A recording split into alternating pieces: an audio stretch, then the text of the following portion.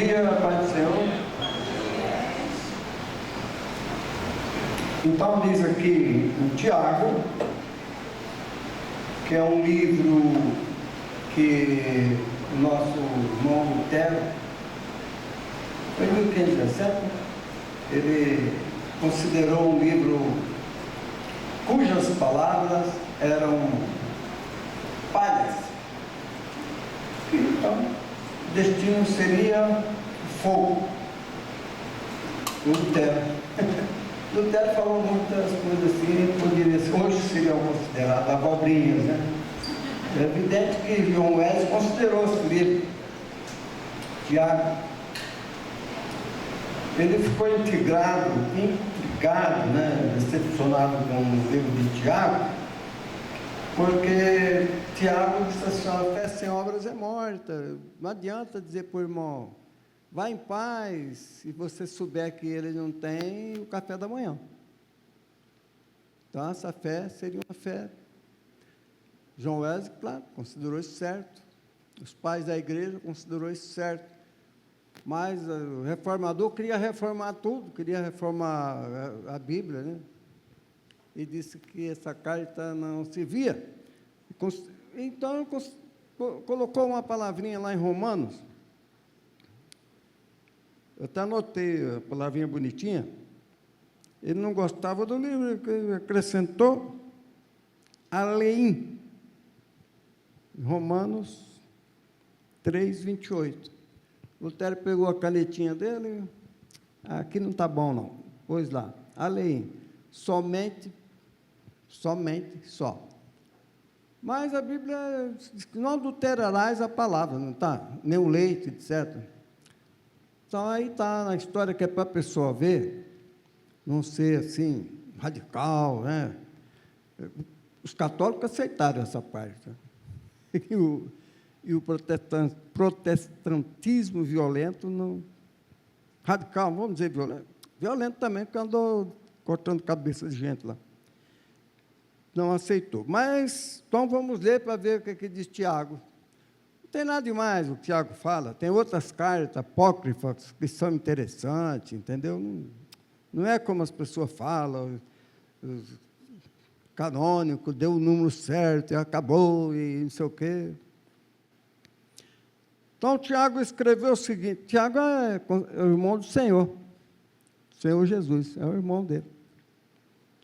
Confessai as vossas culpas uns aos outros, e orai um pelos outros, para que sareis. A oração feita por um justo pode muito em seus efeitos. Amém. Pai, graças te damos por esta manhã, em nome de Jesus. Amém. Podemos sentar? Essa questão da oração, eu anotei uma coisa interessante.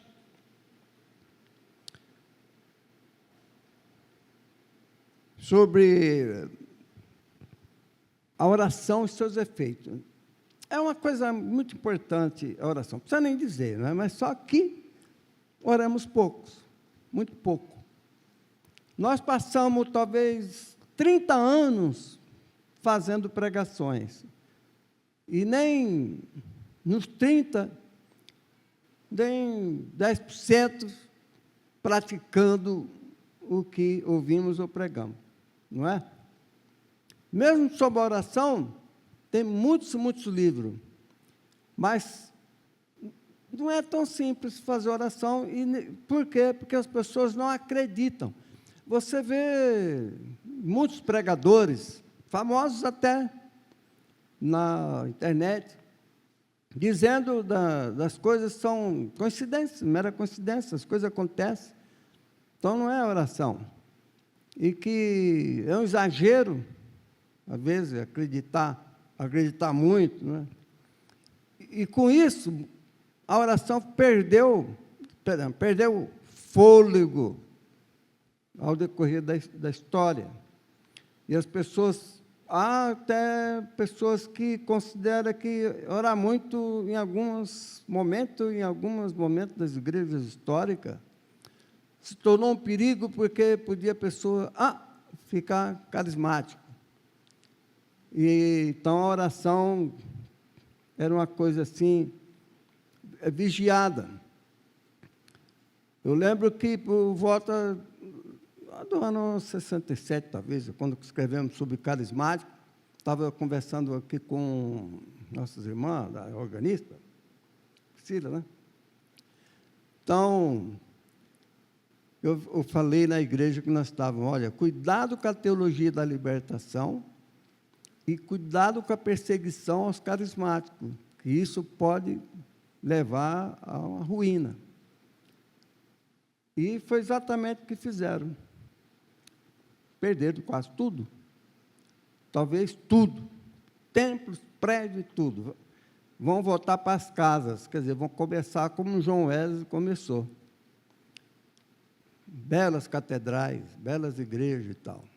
Para pagar dívidas de uma administração do mordomo que não foi... A Bíblia conta sobre mordomia. O contador tem que fazer as contas certas, né? Diz que o contador lá não fez, o mordomo. Não foi falta de aviso. Fizeram tudo errado. Teologicamente e administrativamente, evidentemente que isso não tem saída. Só para nós sabermos, irmão, como é importante você levar em conta o presente momento. Como é que nós vamos fazer a nossa história? Então, a primeira coisa sobre a oração e a questão da coincidência. Às 19h15 de 1º de março, hoje é 1º de março, né? Então, de 1954, os 15 membros do coro da igreja em Beatrice, Nebraska, nos Estados Unidos, deveriam se reunir para ensaiar, às 19h15. Por motivos diversos, todos atrasaram 2 horas. Todos. Ninguém compareceu naquele dia. E o que aconteceu? Às 19h25, a igreja explodiu. O estrondo foi ouvido em todo o povoado. Arrebentou essas paredes, essas do lado. O teto veio abaixo. A explosão foi ouvida a longa distância por causa do vazamento de gás. Milagrosamente, ninguém morreu. Então, fica aquela história, né? Coincidência ou Deus agiu? As pessoas pensam, não, isso acontece. Todo mundo atrasou 2 horas e a igreja caiu. Quantas coincidências aconteceu com você? Uma vez eu ia no Banco Cominde, no escritório aqui nessa rua. Essa rua aqui está sempre na minha história, né? Tinha escritório aqui, fui lá no Cominde. Aí eu voltei do caminho. Não sei por quê. Assaltaram o banco. Coincidência? Você vê,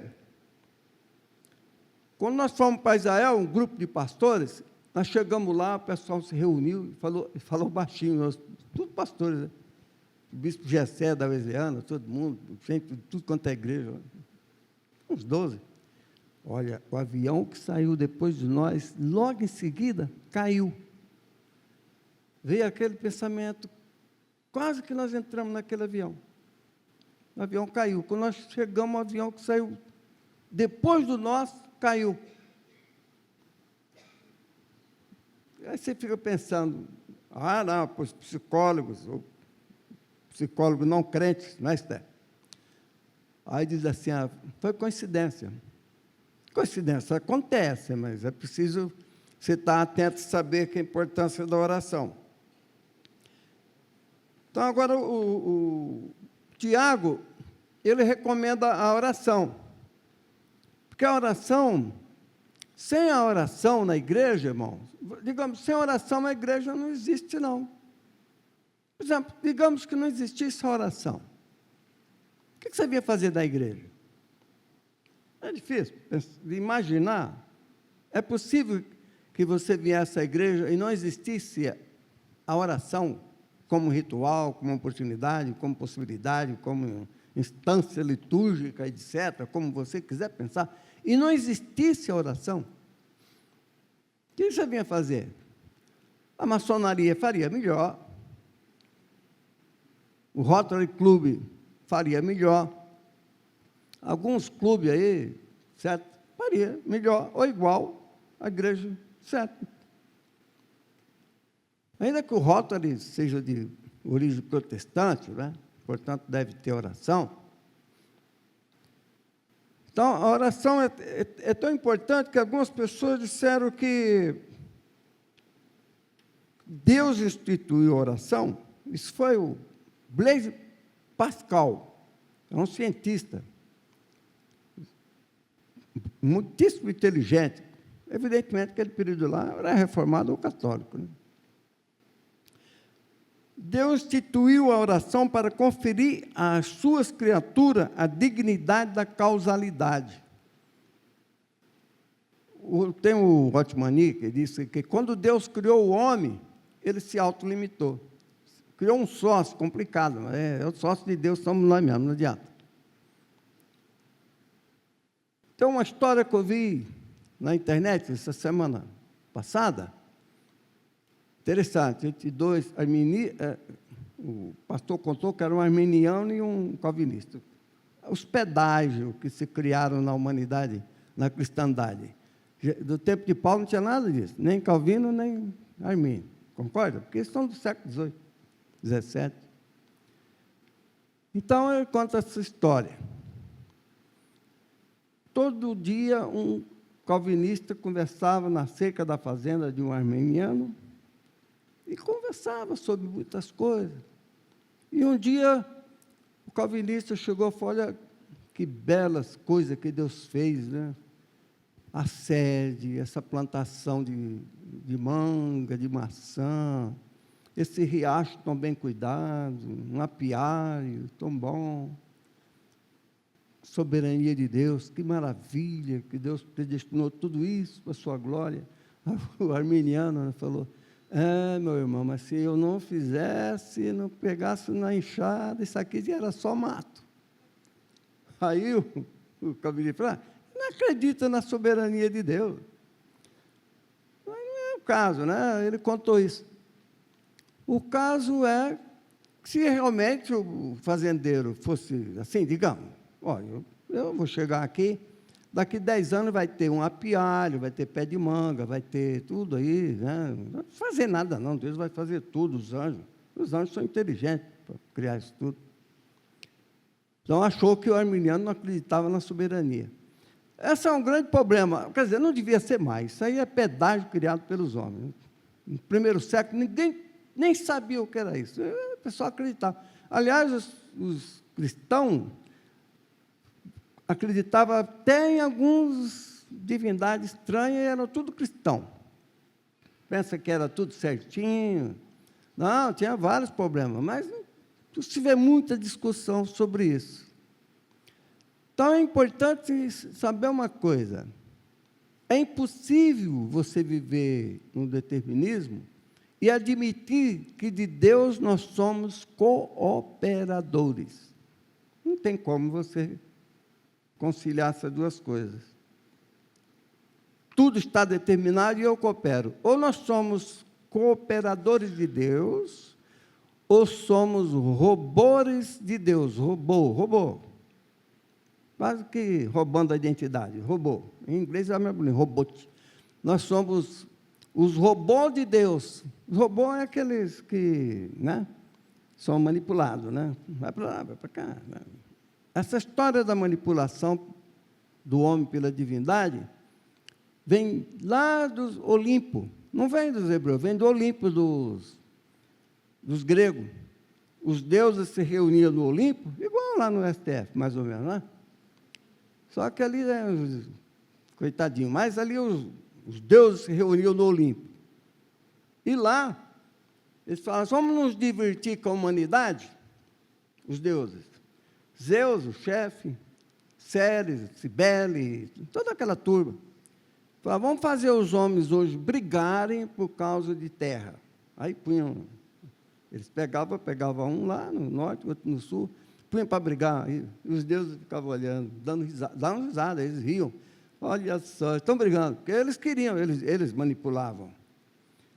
Então, as pessoas não tinham autonomia, elas eram divididas pela divindade, pelo Olimpo.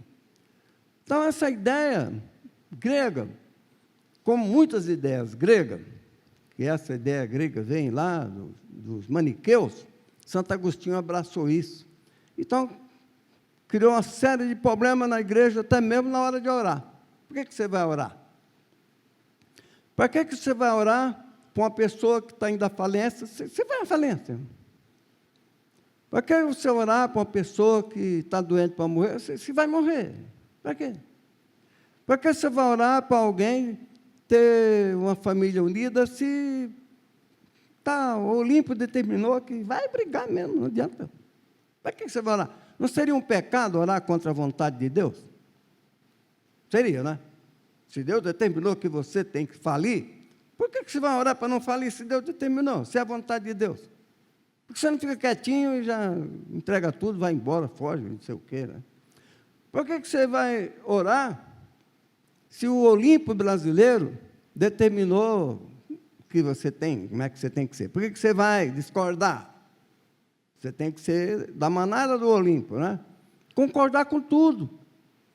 Um amém absoluto. Então, veja que Deus é tão divino e, no caso, respeita a sua criação, que, por maior absurdo que pareça, escuta a oração. Não deveria, né? Talvez nem merecesse, não é verdade? Que não merecemos. Por quê? Não. Mas, e daí? Se ele quer ser Deus, incompreensível, insondável, quem é que vai prescrutar isso? Oh, mas como ele é soberano. Eu vi um pregador dizendo, ele mata até as crianças. Oh, que beleza, né? Matou lá as crianças do faraó, mandou praga naqueles bebezinhos lá de 3 anos, mata tudo. E aqueles textos bíblicos, mata tudo, criança, papagaio, tudo, mata tudo. Você sabe que essas histórias foram escritas por escribas muitos anos depois. Aí, quando eles iam escrever, eles falaram, o que é que nós fazemos com isso? Puxava a barba ali, não. Nós temos que dizer que foi Deus, porque se foi nós, os escribas que escreveram, justificando muitos atos que Deus mandou. Foi eles que resolveram lá. Entendeu? Então, os escribas se justificavam. Você vê, Jesus disse assim, escriba mentiroso, todos que vieram antes de mim são mentirosos. Muitos desses escribas inventaram coisas. Jesus falou que era mentiroso. Vocês já leram? É que eu leio pouco a Bíblia, mas para quem lê um pouco mais, tem gente que fala que o bispo não lê muito a Bíblia, não. Mas eu lembro que eu li. Se você não leu, vai procurar para você ver que Jesus disse, escriba mentiroso. Todos que vieram antes de mim são mentirosos. Olha que Jesus até, entre aspas, exagerou. Todos, mas uma grande maioria, inventaram muita coisa. Quem escreveu, os escribas sacerdotais, os escribas tradicionais, era a faculdade de Jerusalém. Era lá que o negócio funcionava, nas faculdades. Então, veja só, o C.S. Lewis acrescenta que talvez fosse mais exato dizer que ele inventou tanto a oração quanto a ação física para esse propósito. Então, o que acontece? É muito importante a gente acreditar na oração. Não é acreditar assim, não, como uma reza, né? Eu acredito na oração. Eu oro uma vez por mês, ou de vez em quando, eu sei lá. Né? Ou não ora. Ele está orando em língua ali. Então, olha, corre tem bom, fica tranquilo com criança, deixa eles cantar à vontade. Você corre tem bom. É um livro interessante, é uma mulher da época da guerra, perseguição na Holanda. Você tem algum rio que pensa ser intransponível?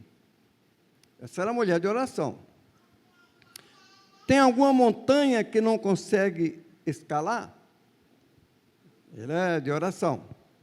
Essa é a mulher de oração. Nosso Deus é especialista em coisas que são chamadas impossíveis. Ela pode fazer aquilo que ninguém mais pode. Ela não, ele. Ele pode fazer aquilo que ninguém mais pode. Isso é oração. Sem oração, irmãos, olha, ninguém, nenhuma igreja ia sobreviver.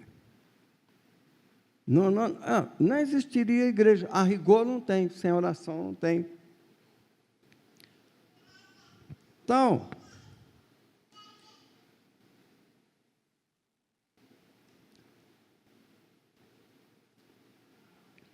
essas considerações desses grandes pensadores nos levam, então, ao texto, não é? Porque você vai ler o texto, alguém falou alguma coisa há 100 anos atrás, 200, 300, 500 anos atrás? Você pega essa Bíblia aqui, essa tradução aqui, que fala dessa maneira, é de 1550, é Stephanus Textus Receptus, essa aqui. Então, ela usou o termo parapitoma. Confessais vossos parapitoma, os passos em falso. Ninguém é perfeito. Quando você confessa para o seu irmão seus passos em falso, segundo esse texto de 1550, você se iguala, não é? Olha um para o lado e fala assim, confessa um para o outro para você ver que não fica igual. Você confessar a falta para o seu vizinho, você se igualou a ele, não igualou? Ele também confessou para você. Você não é aquela confissão, exatamente como a católica faz, que é uma distorção, né? Não quer dizer também, pecado mortal, a igreja católica faz isso, é diabo, não tem nada a ver com diabo, né? Isso aí é um erro teológico. Confessar no confissão, né? No confessionário católico. Aqui fala confessar umas às outras vossas faltas, passo em falso. Então, essa palavra grega usada no texto de Recepto de 1550, que é Stephanus, texto Recepto, ele quer dizer o seguinte, pitoma. É curioso, porque a palavra é composta, parapitoma. Quer dizer, confessai vossas faltas. E essa palavra toma é um corpo morto. Falhas, etc. Confessai, parece que o texto, literalmente, mais profunda raiz do significado, seja a falha humana inerente. Não é? A pessoa caminha na perfeição, mas dá passo em falso. Você vai, você dá passo, não tem jeito.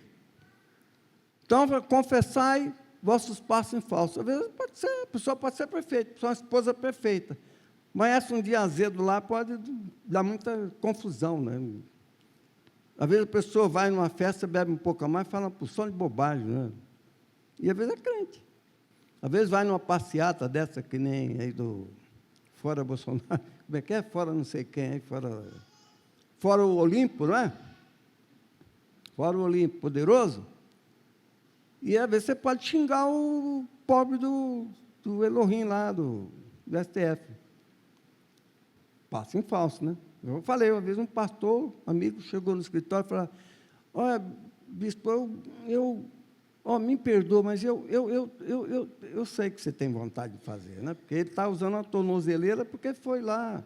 Ele é amigo meu, pastor, nunca pensou em fazer. Ele não tem condição de dar um golpe, mas nem em lugar nenhum. Um rapaz simples, não tem.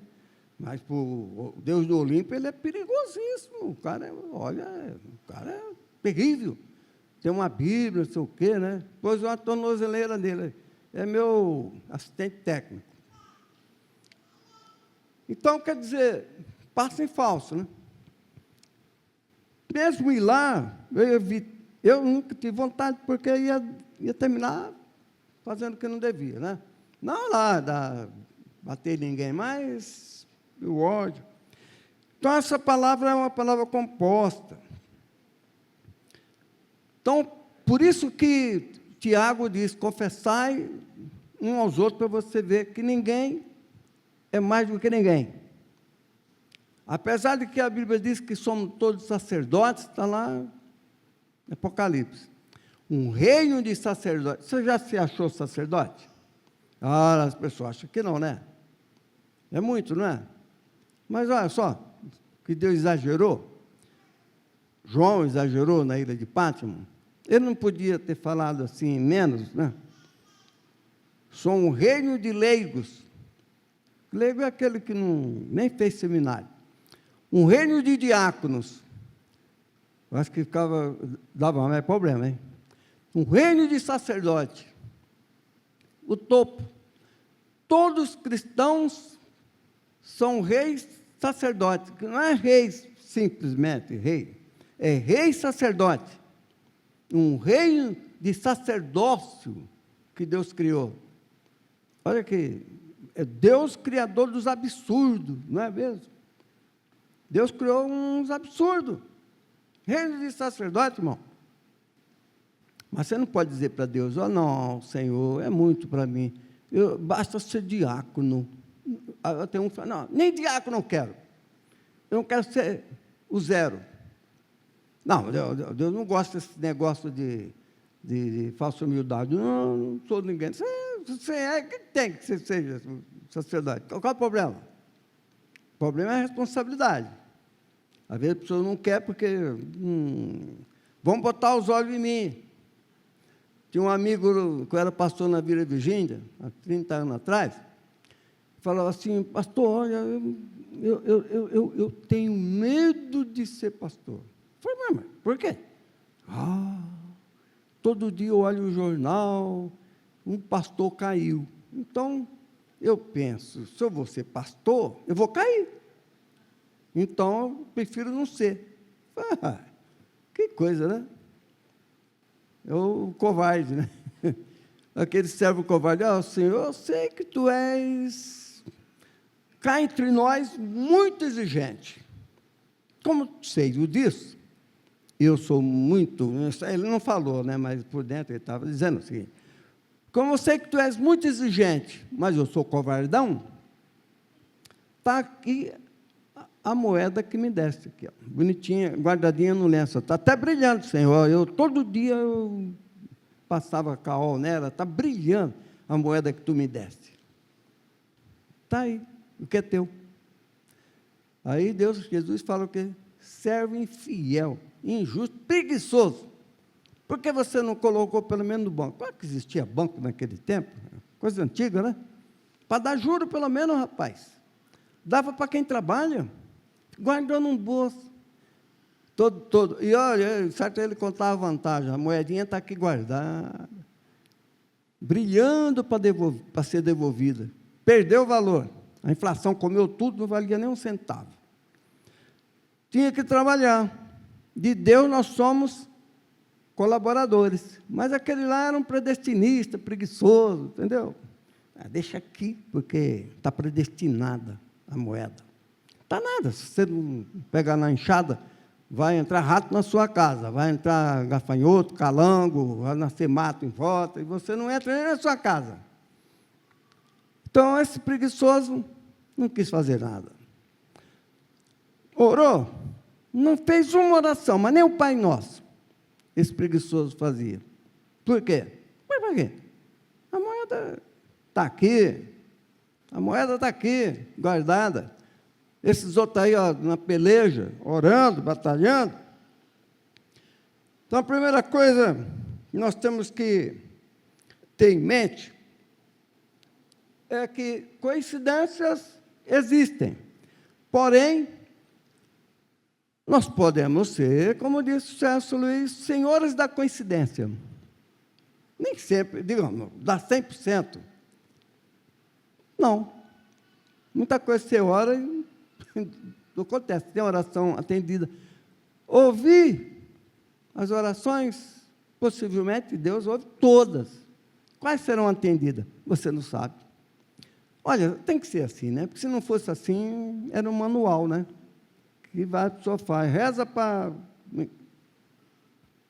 curar passarinho, reza 10, reza para um almoço bem feito, reza número 5, e fazia e acabou. Não, filho, é um mundo de paradoxo. Você é um rei de sacerdote, mas você tem que confessar suas falhas, sacerdote, né? E você pode orar a Deus confiante, você não sabe. Algumas vezes você tem uma impressão que, olha, mas você fica quieto. O pessoal não ora e conta vantagem, irmão. Você ora, bico calado. Não fica comentando que orou e vai estar tal. Sem alardear. Silêncio. E vai acontecer. Deus mudou?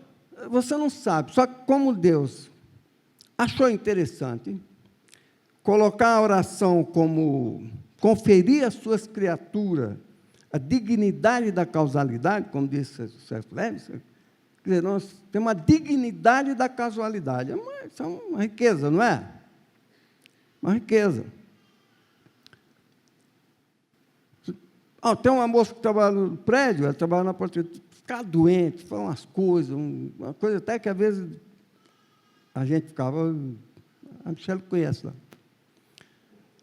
E ela frequenta, que eu convidei várias vezes, tem uma igreja perto de casa, então está resolvido. Olha, irmão, quase todo mundo é crente, né? Aí, doente, eu falei, dá a mão aqui, você não vai ficar mais doente. Eu orei, agora, nunca mais ela reclamou que ficou doente, para se afastar lá, ficar doente. As coisas começam a ficar ameaçadoras e tal. Então, às vezes você pensa, Deus ouviu? Deus ouve, mas você não sabe absolutamente. No entanto, você ora de uma forma que você crê que sim, para todas as coisas. Então, uma boa colheita e no campo ou uma oração são coisas semelhantes, disse César Luiz. São semelhantes. Você fala assim, vou orar para uma boa colheita e vou pegar o arado e vou lá. Se você fizer o tratamento da terra como se fosse para o Senhor, aí vem aquela frase antiga, aquele ditado antigo, laborare est orare. Trabalhar é orar. Se você vai compor um livro didático, ou preparar a comida como se fosse para o Senhor, você está orando. Porque quando você fala orar sem cessar, se você for literal, você tem que ir para um convento da Igreja Católica, que lá é mais fácil. Pega um rosário e você vai orar sem cessar. Maria, Maria, Maria, Maria, Maria, Maria, Maria, Maria, Maria, Maria. Não tem aquelas coisinhas lá, como é que chama aquilo? Aquelas sementinhas, pontinha, né? Continha. Você vai fazendo ali, por isso que ele criou isso, para orar sem cessar. Mas tem gente que nem falava direito, em vez de falar Ave Maria, Santa Maria, amém. Enganava o santo, né? Então, a Maria está rindo ali. Mas, sabe, coisa assim, né? Como é que você vai orar sem cessar, a não ser que você adapte, faça uma adaptação, adapte, o verbo adaptar. Não é eu adapto, não é eu adapto, né? Já viu alguém falar adapto, dou uma pita, né? Adapto. A oração ao trabalho. Orar e trabalhar. Laborare est orare, é uma frase latina. Então, quando você faz essa adaptação, você termina E aí você intercala com glória a Deus, tal, né? Para você tentar viver essa vida impossível e possível. Ela é possível e impossível, porque você fala, orar sem cessar. Quem é que vai fazer isso, irmão? O dia inteiro, sem cessar? Não existe ninguém que faz isso. Mas você pode fazer uma bela adaptação. A senhora dona de casa, o trabalhador, isso, aquilo, quem faz, etc. Um médico, como quiser, como que for, qual profissão for, você pode orar sem cessar. Ou então você nunca vai orar sem cessar. Vai ficar sempre com um problema psicológico. Eu nunca consigo, né? Não vai conseguir mesmo, meu irmão, meu amigo. Agora você pode ir para um convento, mas já nem existe mais convento, acho que não. Então, veja bem, como é que Deus vai ajustar esse paradoxo entre realidade, pensamento, desejo, oração, para poder mudar? Ele acha um jeito lá, diz então que ele acha um jeito de adaptar essas questões na sua vontade imutável, né? Porque aí o pessoal bem ortodoxo, a imutável vontade de Deus. Então, eles falam lá, aquelas histórias terríveis, né, do Antigo Testamento, que a pessoa, para justificar, teologicamente, falar assim, a vontade imutável de Deus, aí defende coisas que, convenhamos, Deus não defende. Eu vi lá em casa, não sei se foi a Michele quem disse assim, pois é, o Daniel disse assim, pois é, quando João, filho do trovão, que era bem da soberania, João, o nome dele já diz tudo, filho do trovão. Aí ele foi lá em Samaria, pregou o evangelho, e o povo deu uma banana para ele. Ele não gostou, não. Jesus se retirou, disse, sacode até a poeira dos pés, né? Aí João, filho do trovão, falou, Jesus, é fácil resolver isso. Vamos lá na lei de Moisés, não é? Vamos, Senhor, quer que façamos descer fogo do céu e torrar todo mundo numa bomba atômica? Olha só. Estavam ali com Jesus e não aprenderam. Estava tudo no Antigo Testamento. Porque eles liam aquelas histórias lá, Sodoma, veio fogo do céu e derreteu todo mundo. Ali foi um cataclismo, que depois escreveram, e eles pereceram lá de qualquer forma. Aí Jesus disse o quê? Não sabeis de que espírito sois. Olha só, acabou com o assunto. Encerrou ali, não tem mais conversa. Soberania de Deus, sim, mas não vem com essa história de vamos jogar uma bomba atômica para derreter todo mundo e depois dizer vontade de Deus. Onde você aprendeu isso? Eu falei para o teólogo, onde o senhor aprendeu isso, hein, senhor doutor? Para não entrar em outros méritos, né? Aí as pessoas, olha, irmão, tá o seguinte, está vendo muita teologia aí na internet. Tem um famoso que disse assim, lacrei, falou, Deus não nos chamou para ser feliz, mas para ser santo. Bonita, a frase até é bonita, não é bonitinha a frase? Bonitinha. Só que, se alguém é santo, ipso facto, é feliz. Você vê algum santo feliz? Por exemplo, a pessoa diz que é santa, mas diz assim, eu sou santo, ai, que coisa ruim que é ser santo, estou tão triste porque eu sou santo. Então, você não é santo. Deus não nos chamou para ser feliz, sim. Não é bem-aventurança, Macários, em grego. É feliz, feliz, feliz, feliz, feliz. Jesus falou, não sei não, umas 10 vezes. Feliz, para ser feliz mesmo. Apesar de que nem sempre estamos felizes. Às vezes você amanhece de mau humor e você nem sabe por quê. Não é? Se levanta, os pensamentos são falsos, por isso que de confessai vossos falsos passos, né?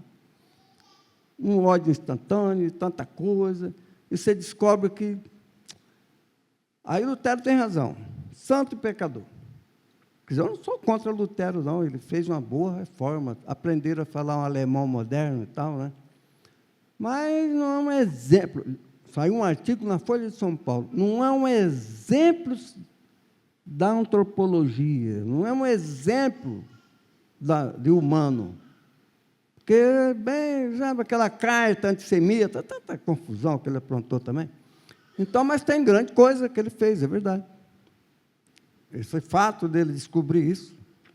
Então, veja bem, depois de toda essa situação humana que nós somos, que nós, olha no espelho, você fala, mas eu preciso melhorar.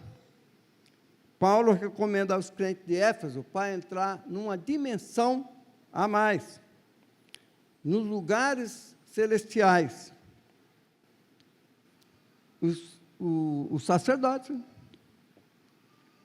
É quando Jesus vem, olha, irmão, pode falar que Jesus não nasceu nem em Minas Gerais, nem em Pernambuco, nem em São Paulo. Nasceu na Judéia, filho de judeu. E, além disso, que às vezes o senhor fala, além disso, da tribo de Judá. Por quê? Para identificar que é judeu mesmo. Nasceu da tribo de Judá. Não é nem da tribo de Manassés, é de Judá. O cetro jamais seria de Judá.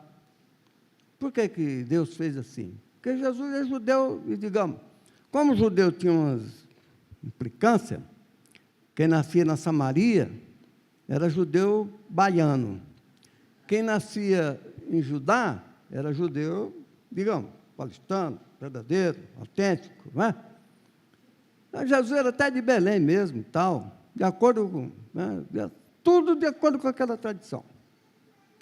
Não era mineiro não, nem alemão, era judeu. Quem não gostar, problema de quem não gostar, mas era judeu. E morreu no judaísmo, viveu no judaísmo e reformou o judaísmo. Quem não acreditou, problema de quem não acreditou, e quem crê é tão judeu como judeu. É isso que Jesus veio fazer. A reforma, não foi Lutero, nem Calvino, ninguém, nem João Wesley, ninguém. Foi Jesus que fez a reforma. Ele não, depois disse que, não, que nem muita gente faz, eu renego o meu nascimento, meus pais, renego tudo isso, não quero, maldiçoo tudo isso. Nada disso, ele ficou lá, ele era aquilo mesmo e ficou, e quem não aceitou, o problema é de quem não aceitou. Então, Paulo recomendando aos crentes de Éfeso, e os crentes de Éfeso não eram os gentios não, irmão, era o judeu que estava lá, 90%, de Roma também. Você acha que Paulo ia escrever? Por súdito do rei lá de César, de Éfeso, orientar os não-judeus. Você acha que alguém ia ouvir Paulo? Aos crentes de Éfeso, quem vocês acham que eram eles? Romano, grego? Grego comum? Não era nada, era gente mesmo estava por ali, na dispersão, judeu para todo canto. Um ou outro gentil estava lá, mas a maioria era judeu mesmo. Tanto é que Paulo ia primeiro na sinagoga. Jesus disse, anunciai primeiro a casa perdida de Israel. É claro, depois entramos nós somos judeus tanto quanto eles. Se você crê em Jesus, tudo bem. Está dentro da aliança. Então, Paulo escreveu aos crentes de Éfeso para entrar na quarta dimensão, para orarem. Então, vamos ficar de pé. Senhor Deus, nós confessamos que temos pecado contra Ti. Muitas vezes temos negligenciado o ministério que nos deste. Não temos sido, na verdade, um só corpo em Cristo, cumprindo com fidelidade a função que nos foi dada, colocando a serviço do Teu povo os dons que nos concedeste. Nem sempre temos exercido com integridade o ministério de embaixadores no mundo, através da palavra da reconciliação. Não temos atendido de todo o coração e mente as palavras daqueles que visam a nossa edificação, a nossa unidade e o conhecimento de Cristo. Reconhecemos que temos pecado e, sinceramente, nos arrependemos. Perdoa-nos e concede-nos a luz do Teu Espírito, para que acolhamos a Tua palavra, através dos Teus servos e servas, por Jesus Cristo, nosso Senhor. Amém. Pai, graças te damos pelo pão, pelo vinho, em nome de Jesus, abençoamos. Amém. Pai, que está o pão, símbolo do corpo de nosso Senhor Jesus Cristo, comamos deles e sejamos agradecidos.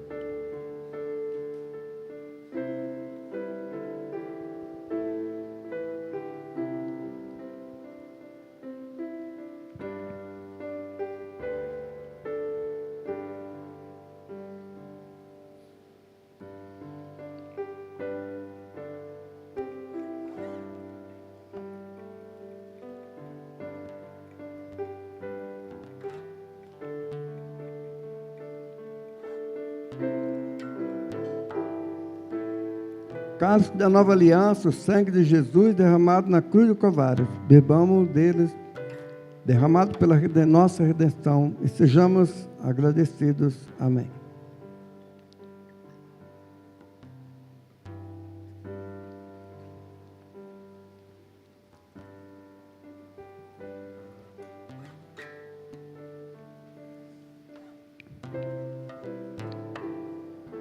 Pai, graças te damos pela Eucaristia, em nome de Jesus. Amém. Podemos sentar. E a graça de nosso Senhor Jesus Cristo esteja convosco, e que todo o povo de Deus na face da terra